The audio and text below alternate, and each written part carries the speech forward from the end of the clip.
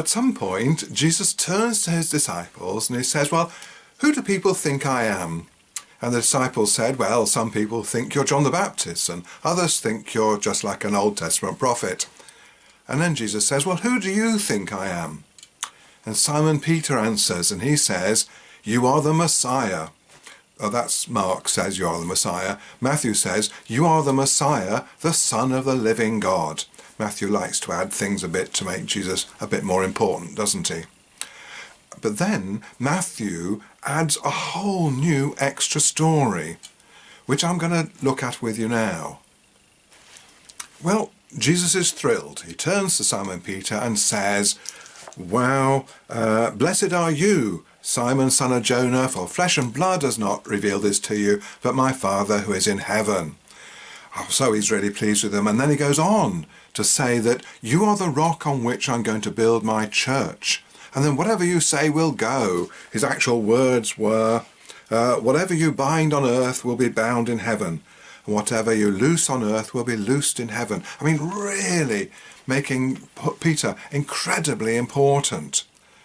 Now that's a bit odd, because only a few verses later, Jesus is calling Peter Satan. Why? Oh, well, because Jesus begins to talk about the fact he's going to be killed, and Peter says, oh, don't talk like that, and Jesus then says, get thee behind me, Satan. There's a slight confusion there. So we've got here Matthew putting in a completely different story about Peter. And, you know, it's not in Mark, it's not in Luke, so where did it come from? And now I don't know enough about this. I haven't studied this in great detail, so I'm not sure that I know the answer. But it's possible, isn't it, that actually this was written a lot later. And maybe Peter was under threat. Maybe he was the leader of the Christians in Jerusalem, and his authority was being undermined. So he wanted something that would show him to be the authority. Or maybe it was his successor or his successor's successor who wanted to say, look, Peter was the most important person. He's the one that Jesus said would be the rock on which his church was built. Well, I'm his successor, so you've got to obey me.